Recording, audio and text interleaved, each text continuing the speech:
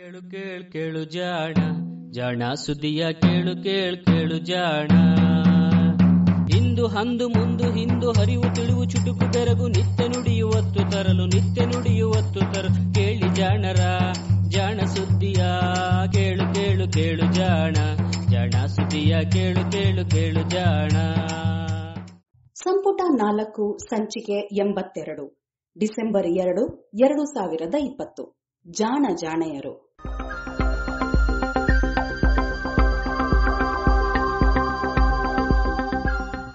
ರಕ್ತದರಿವನ್ನು ಬಲಗೊಳಿಸಿದವ.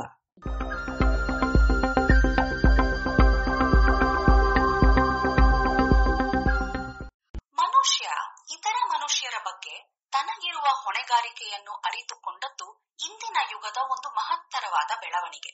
1 ಶತಮಾನದ ಹಿಂದೆ ಪೂರ್ವ ಆಫ್ರಿಕಾ ಖಂಡದಲ್ಲಿ ಇದ್ದ ಮಾನವತೆಯ ಚರಿತ್ರೆಯಲ್ಲಿ ಅಚ್ಚೊತ್ತಿದಂತಾಗಿರುವ ಅನಾಗರಿಕತೆಯ ಜೊತೆಗೆ ಇಂದಿನ ದಿನವನ್ನು ಹೋಲಿಸಿ ನೋಡಿ.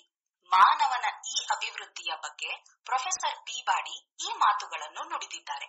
ಇಂದಿನ ಪೀಳಿಗೆಯ ಅತ್ಯಂತ ವಿಶಿಷ್ಟವಾದ ಶೋಧವೆಂದರೆ ಸಾಮಾಜಿಕ ಪ್ರಜ್ಞೆಯ ಅನ್ವೇಷಣೆ. ಅಭೂತಪೂರ್ವವಾದ ಸಮಾಜ ಸೇವೆ ಹಾಗೂ ಸಾಮಾಜಿಕ ಹೊಣೆಗಾರಿಕೆ ಚಟುವಟಿಕೆಗಳು ನಡೆಯುತ್ತಿವೆ. ಸಾಮಾಜಿಕ ಜವಾಬ್ದಾರಿ ಹಾಗೂ ಸಮಾಜಕ್ಕೆ ಕೊಡುಗೆ ಎನ್ನುವುದು ಯಾರೊಬ್ಬರ ಕೈಂಕರ್ಯವನ್ನೂ ವಿವರಿಸುವ ವ್ಯಾಖ್ಯಾನವಾಗಬೇಕು. ಹಾರ್ವರ್ಡ್ ಕಾಲೇಜ್ನಲ್ಲಿ 19 ವರ್ಷಗಳ ಹಿಂದೆ ನಾವು ಪದವಿ ವ್ಯಾಸಂಗ ಮಾಡುತ್ತಿದ್ದಾಗ ಹೀಗೆ ಹೇಳಿ ನಮ್ಮನ್ನು ಪ್ರಭಾವಿಸಿದ್ದರು ಪ್ರೊಫೆಸರ್ ಪೀಬಾಡಿ. ಅಂದು ನಾನು ಈ ಬಗ್ಗೆ ಮ್ಯಾಸಚ್ಯೂಸೆಟ್ಸ್ ಆಸ್ಪತ್ರೆಯಲ್ಲಿ ಹೊಸ ಸಾಮಾಜಿಕ ಕಾರ್ಯಗಳು ಎಂಬ ಒಂದು ಥೀಸಿಸ್ ಬರೆಯಲು ಇದು ಪ್ರೇರಣೆಯಾಗಿತ್ತು. ನಾನು ಬರೆದು ಪ್ರಕಟಿಸಿದ ಆ ಲೇಖನದ ಜೊತೆಗೆ ಇಂದು ಈ ವಿಷಯದಲ್ಲಿ ಪ್ರಕಟವಾಗುತ್ತಿರುವ ಪ್ರಬಂಧಗಳನ್ನು ಹೋಲಿಸಿದರೆ ಅಂದಿನಿಂದ ಇಂದಿನವರೆಗೂ ಇದು ಎಷ್ಟು ಬೆಳೆದಿದೆ ಎಂದು ತೋರಿಸುತ್ತದೆ. 15ನೆಯ ಶತಮಾನದಲ್ಲಿ ವೈದ್ಯರು ಹಾಗೂ ಪಾದ್ರಿಗಳ ಉದ್ಯೋಗಗಳ ನಡುವೆ ಬಲು ನಿಕಟವಾದ ಸಂಬಂಧವಿದ್ದುದನ್ನು ಕಾಣುತ್ತೇವೆ. ಕೆಲವರು 2 ಕ್ಷೇತ್ರಗಳಲ್ಲಿ ಕಾಲಿಟ್ಟವರೂ ಆಗಿದ್ದರು. ಹಾಗೆಯೇ ಇಂದಿನ ಚರ್ಚ್ಗಳ ಸಾಮಾಜಿಕ ಸೇವೆಗಳು ಹೆಚ್ಚು ಕಡಿಮೆ ಆಸ್ಪತ್ರೆಗಳು ಮಾಡುವ ಕೆಲಸವೇ ಆಗಿದೆ. ಇವು ಪೂರಕವಾಗಿರಬೇಕೇ ಹೊರತು ಅನುಕರಣೆಯಾಗಬಾರದು. ಸಮಾಜ ಸೇವೆ ಎನ್ನುವುದು ಸಂಪೂರ್ಣ ದಾನವಲ್ಲ. ಅದರ ಉದ್ದೇಶ ಕೇವಲ ನೆರವು ನೀಡುವುದು ಅಷ್ಟೇ. ಆದ್ದರಿಂದ ರೋಗ ಕಾಯಿಲೆಗಳನ್ನು ತಡೆಯಲು ಅಥವಾ ಗುಣಪಡಿಸಲು ಸಾಮಾಜಿಕ ಕಾರ್ಯಕರ್ತರು, ವೈದ್ಯರು ಹಾಗೂ ಚರ್ಚಿನ ನಡುವೆ ಬಲು ನಿಕಟವಾದ ಒಡನಾಟ ಇರಬೇಕಾದದ್ದು ಅತ್ಯವಶ್ಯ. ಬಹುಶಃ ಕೋವಿಡ್ ಸಾಂಕ್ರಾಮಿಕ ರೋಗ ಹರಡಿರುವ ಈ ದಿನಗಳಲ್ಲಿ ಅತ್ಯಂತ ಉಚಿತವೆನ್ನಿಸುವ ಮಾತುಗಳನ್ನು ಸುಮಾರು 100 ವರ್ಷಗಳ ಹಿಂದೆ ನ್ಯೂಯಾರ್ಕಿನ ಆಸ್ಪತ್ರೆಯೊಂದರಲ್ಲಿ ಒಬ್ಬ ದಾಯಿ ಕೈಗೊಂಡ ಸಮಾಜ ಸೇವೆಯ ಕೆಲಸಗಳನ್ನು ಶ್ಲಾಘಿಸಿ ವೈದ್ಯರೊಬ್ಬರು ಹೀಗೆ ನುಡಿದಿದ್ದರು. ಈ ಮಾತುಗಳನ್ನು ನುಡಿದಿದ್ದಷ್ಟೇ ಅಲ್ಲ, ತಾವೂ ಕೂಡ ಮನುಕುಲವನ್ನು ಕಾಡಿದ್ದ ಅತ್ಯಂತ ಕೆಟ್ಟ ಕಾಯಿಲೆಯೊಂದನ್ನು ಗುಣಪಡಿಸಲು ಹೆಣಗಾಡಿದ ಸಂಶೋಧನೆಗಳನ್ನು ಕೈಗೊಂಡವರೂ ಕೂಡ. ಆ ವೈದ್ಯ ನೊಬೆಲ್ ಪಾರಿತೋಷಕ ವಿಜೇತ, ಅತ್ಯಂತ ತೀವ್ರತರನಾದ ರಕ್ತಹೀನತೆಯ ರೋಗಕ್ಕೆ ಚಿಕಿತ್ಸೆಯನ್ನು ಪತ್ತೆ ಮಾಡಿದ ಅಮೆರಿಕನ್ ಜಾರ್ಜ್ ರಿಚರ್ಡ್ಸ್ ಮೈನಟ್ ಹುಟ್ಟಿದ ದಿನ ಇಂದು. ಮೈನಟ್ ಹುಟ್ಟಿದ್ದು ಅಮೆರಿಕೆಯ ಮ್ಯಾಸಚ್ಯೂಸೆಟ್ಸ್ ಪ್ರಾಂತ್ಯದಲ್ಲಿ ಡಿಸೆಂಬರ್ 2, 1885ರಂದು. ಹಾರ್ವರ್ಡ್ ವಿಶ್ವವಿದ್ಯಾಲಯ ಕೂಡ ಮ್ಯಾಸಚ್ಯೂಸೆಟ್ಸ್ ನಲ್ಲಿಯೇ ಇದೆ. ಇವರ ತಂದೆ ಜೇಮ್ಸ್ ಜಾಕ್ಸನ್ ಮೈನಟ್ ಕೂಡ ಒಬ್ಬ ವೈದ್ಯರು. ಜೊತೆಗೆ ಮ್ಯಾಸಚ್ಯೂಸೆಟ್ಸ್ ಆಸ್ಪತ್ರೆಯಲ್ಲಿ ಆಗಾಗ್ಗೆ ವೈದ್ಯಕೀಯ ವಿದ್ಯಾರ್ಥಿಗಳಿಗೆ ಪಾಠವನ್ನು ಮಾಡುತ್ತಿದ್ದರು. ಇಂತಹ ಸುಶಿಕ್ಷಿತ ಕುಟುಂಬದಲ್ಲಿ ಹುಟ್ಟಿದವರು ಜಾರ್ಜ್ ಮೈನಟ್.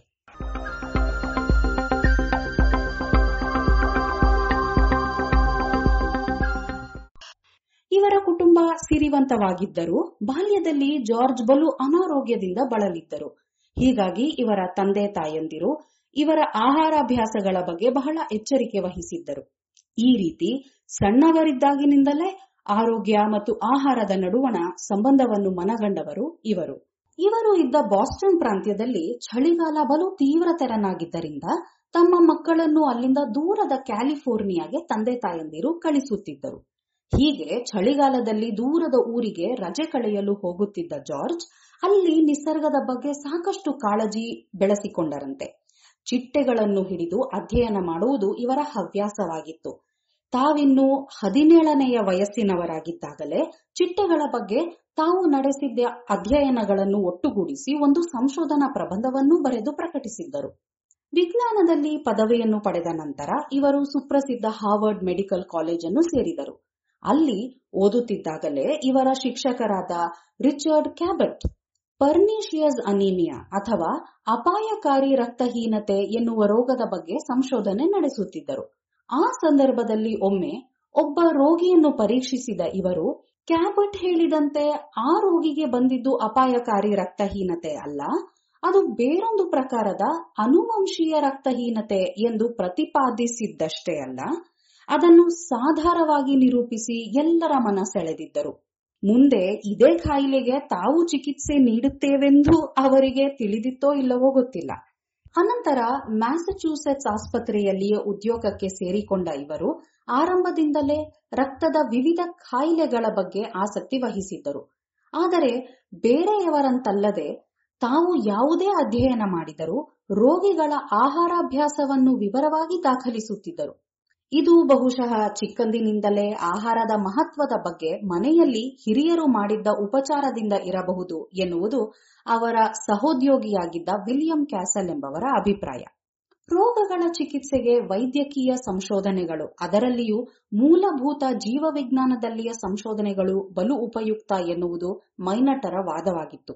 ಹೀಗಾಗಿ ಈತ ಬಾಸ್ಟನ್ನಿಗೆ ಮರಳಿ ಹಾರ್ವರ್ಡ್ ಮೆಡಿಕಲ್ ಶಾಲೆಯಲ್ಲಿ ವೈದ್ಯನಾದ ನಂತರ ಮೊದಲು ಮಾಡಿದ್ದು ತನಗೆಂದು ಒಂದು ಒಳ್ಳೆಯ ಬೆಳಕು ಬರುವಂತಹ ಕಿಟಕಿ ಇರುವ ಕೋಣೆ ಹುಡುಕಿದ್ದು. ಅಲ್ಲಿ ಕಿಟಕಿಯ ಬಳಿಯಲ್ಲಿ ಸೂಕ್ಷ್ಮ ದರ್ಶಕವನ್ನು ಇಟ್ಟು ಅದರಡಿಯಲ್ಲಿ ರೋಗಿಗಳ ರಕ್ತವನ್ನು ಸ್ವತಃ ಪರಿಶೀಲಿಸುತ್ತಿದ್ದರು. ಈ ಸಂದರ್ಭದಲ್ಲಿ ಇವರು ರಕ್ತ ಹೆಪ್ಪುಗೊಟ್ಟುವುದು, ರಕ್ತದ ಸೃಷ್ಟಿ, ರಕ್ತ ಕಣಗಳ ಮೂಲ ಇತ್ಯಾದಿಯ ಕುರಿತು ಹಲವು ಸಂಶೋಧನಾ ಪ್ರಬಂಧಗಳನ್ನು ರಚಿಸಿದ್ದರು. ಈ ರೀತಿಯಲ್ಲಿ ರಕ್ತದ ಪರೀಕ್ಷೆ ಮಾಡುವ ಸಾಮರ್ಥ್ಯ ಮುಂದೆ ಪರ್ನಿಷಿಯಸ್ ಅನೀಮಿಯಾಗೆ ಚಿಕಿತ್ಸೆಯನ್ನು ಪತ್ತೆ ಮಾಡುವುದಕ್ಕೆ ಇವರಿಗೆ ನೆರವಾಯಿತು.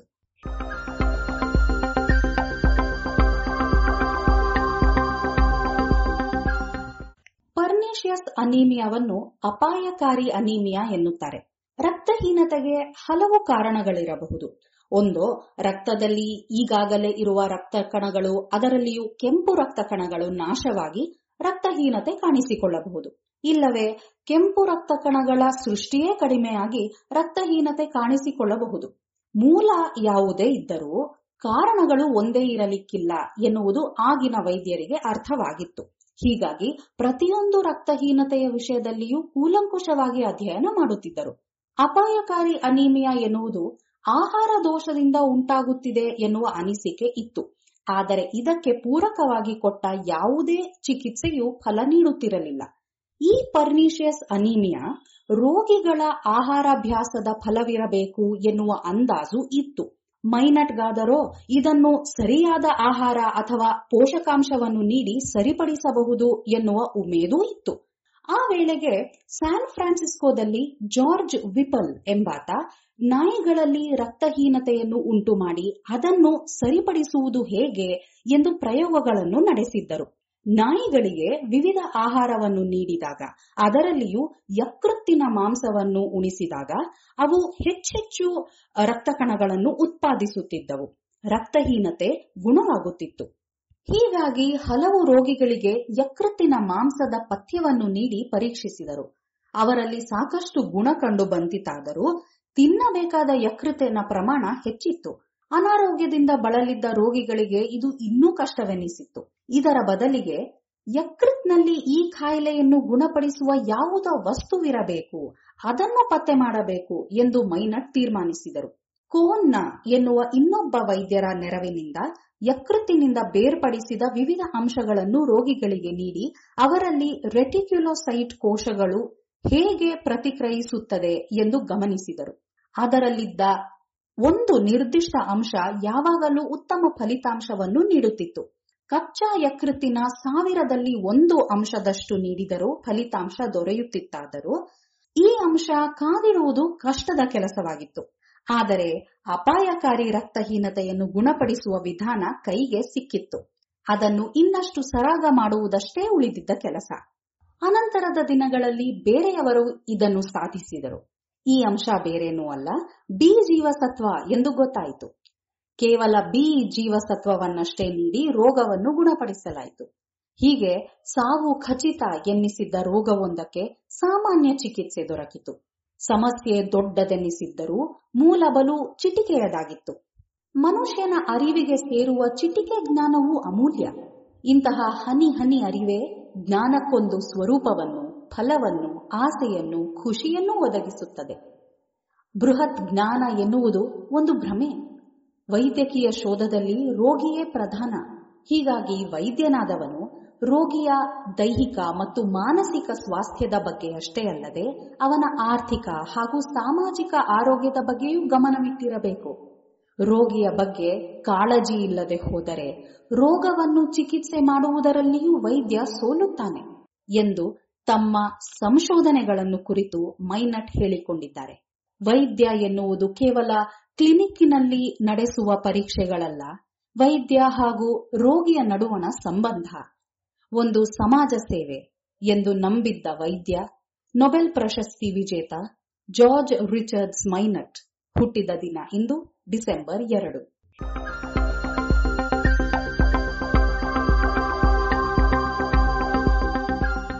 ಇದು ಇಂದಿನ ಜಾಣಜಾಣೆಯರು. ರಚನೆ ಶ್ರೀ ಕೊಳ್ಳೇಗಾಲ ಶರ್ಮಾ. ಜಾಣಧ್ವನಿ ಶ್ರೀಮತಿ ಲಕ್ಷ್ಮೀ ವಿ.